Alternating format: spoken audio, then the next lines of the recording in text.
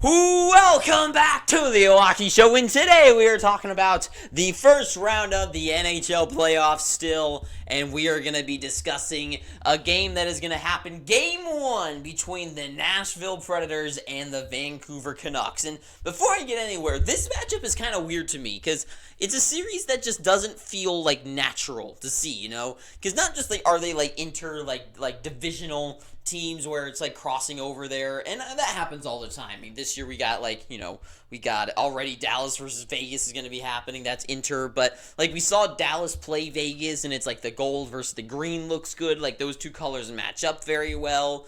And Dallas and Vegas, they seem like two teams that they're relatively in the same hemisphere, and I mean, obviously they are, but you get what I mean. That feels like a natural against each other, right? Even Seattle versus the Avalanche, the colors look nice against each other, and the two Seattle and Denver, similar-ish cities, kind of the vibe of them.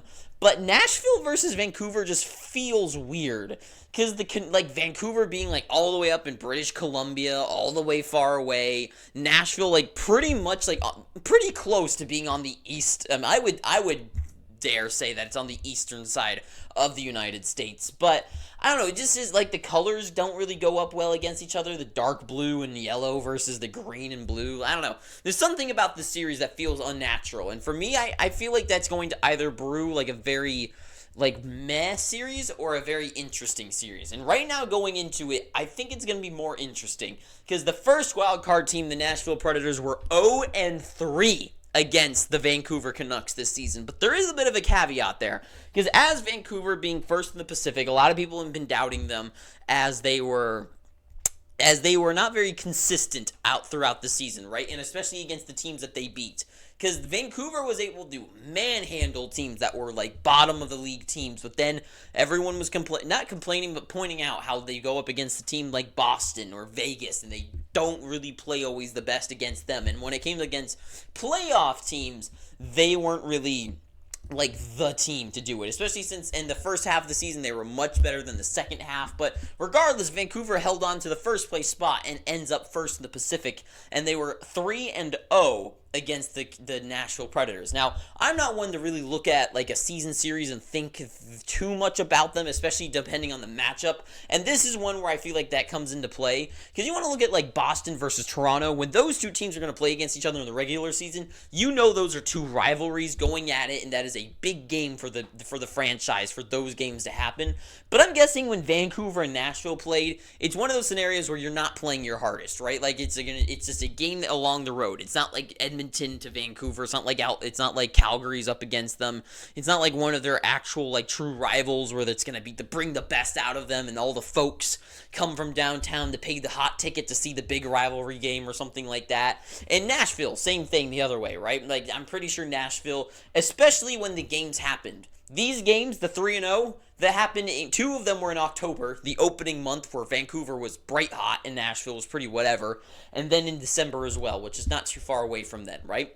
So those games happened quite a while ago at a very specific time of the season, so I don't really look at those as a teller of how these two teams play against each other. So right now, I think you have to really just go based off of it. These are two armies that don't really know each other. They may have heard of each other, they may have clashed, but that was a long time ago. This is a new era.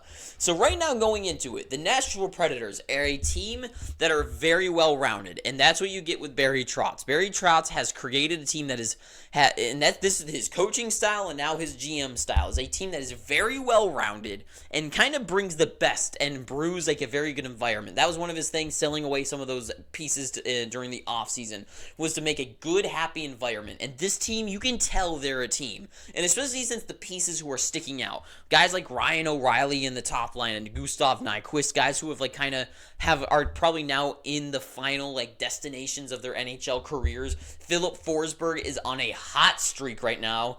And it's just like, when it comes to a team needing the pieces to win the Stanley Cup, I feel like Nashville is an underrated team. Because when I want to like look at the boxes and check them off, right? I've got like 6 boxes. It's top stars who can score consistently, depth who can keep the offense pressure going and chip in some scoring, defense that can help offensively but do good, like at least contend and neutralize somewhat the other team's top stars, grittiness, as we know is a big thing that is needed for the playoffs, experience, and then also goaltending, right? And we saw last season how big goaltending can be with just Bobrovsky in net, right? So I look at a team like Nashville, and they got UC Saros, who's one of the, over and over again, repeatedly every year, one of the best and top voted goaltenders in the league. Their defense of like McDonough and Roman Josi, even Tyson Barrie this season, have been very consistently like some solid pieces to play against other top teams,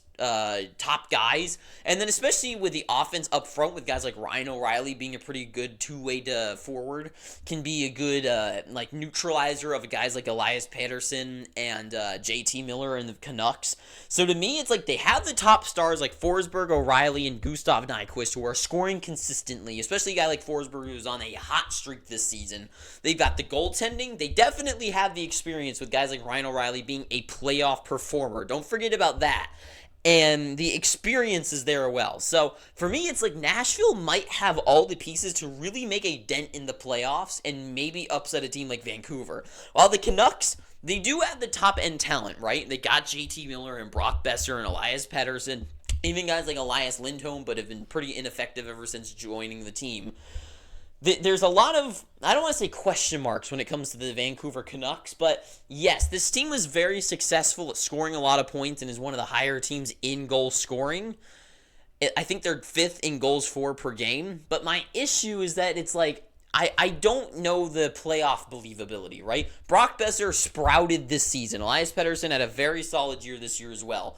But our guy, especially Brock Besser, do I believe in him to be a difference maker in the playoffs and keep that goal scoring up? I don't know. I can't have that believability in him. Elias Pettersson, I do believe in him. I do think he's a guy that will show up in the playoffs. But at the same time, I don't know. Maybe he's banged up a couple more times. Maybe a guy like Ryan McDonough just eats all of his shots and UC Saros just sees everything coming at him. JT Miller, just the bulldog that he is on the ice, he can definitely be like a Matthew Tkachuk kind of player who just scores like at just the most important times and just bulldog the net and drive things in. But it's just the overall lineup of guys like Ilya Mikheyev, and then you get down to like the Lindholms and Dakotas, or Dakota Joshua, like, I don't know, like, there's a lot of, like, good depth on the team of Vancouver, but there's just something in the back of my head over and over again that keeps making me go, like, I don't know. The one thing I really like about this team is the defense. In the back end of things, Thatcher Demko showed in the playoffs a few years ago in the bubble year that he is a absolute stunning goaltender. He did it this year in the regular season. And with the defense in front of him, with guys like Quinn Hughes and Hronik, especially on the top line, who can create offense from the back end of things, especially Quinn Hughes, but are solid shutdown guys as well. Well, not shutdown, but good at defense nonetheless. Guys like Carson Soucy and Myers are back there as well, Zadorov. Like, they do have a lot of good, interesting, puck-eating defensemen.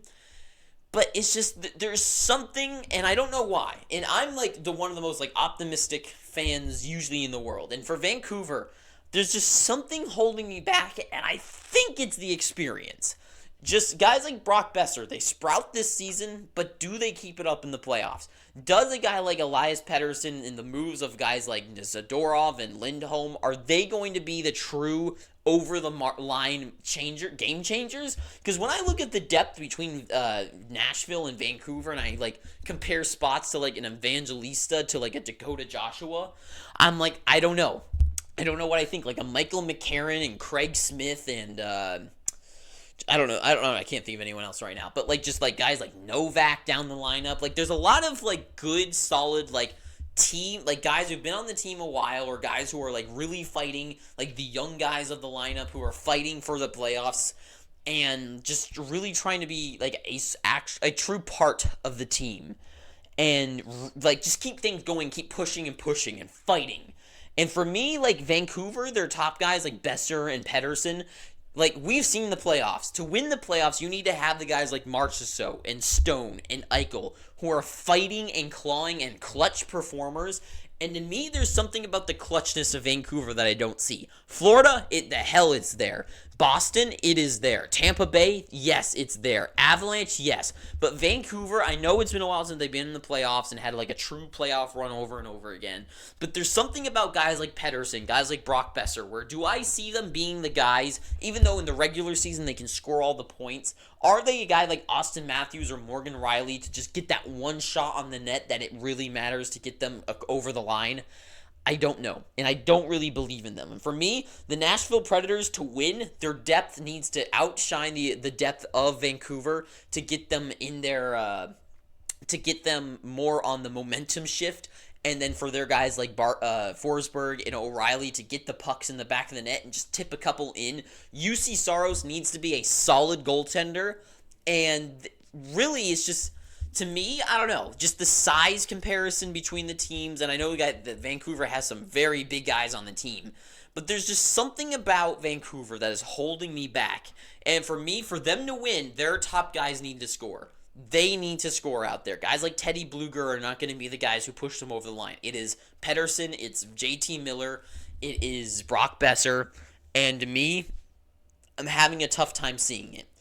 And for right now, the way I see things is I think this is a series that people are going to be shocked about, and I feel like a team like the Canucks are perfect for a knockout. And I know that's kind of spoiling what I'm about to say, but I have a pretty good feeling that this is going to be a series that ends with Nashville winning in 6. That is my prediction. That is my verdict. I just feel like Nashville has so many veteran guys, and not just veteran guys, but playoff performing guys, and a good spirit in the locker room, that they have that playoff experience. They feel more built for the playoffs, and Vancouver feels more like Toronto, where they're built for the regular season. And I don't think it's going to translate into the playoffs, kind of like it does for Toronto. And that is all I got to say. So that is the end of this video. So if you made it this far, please tell me down below if you think I'm an absolute idiot. I'm sure I don't even tell you that for you to already know that you should go and do that. And if you agree with me, I guess just like the video. And if you made it this far, please, I'm begging you, just please subscribe. I'm begging. And until next time, too sweet, have an amazing day, and ta-ta for now.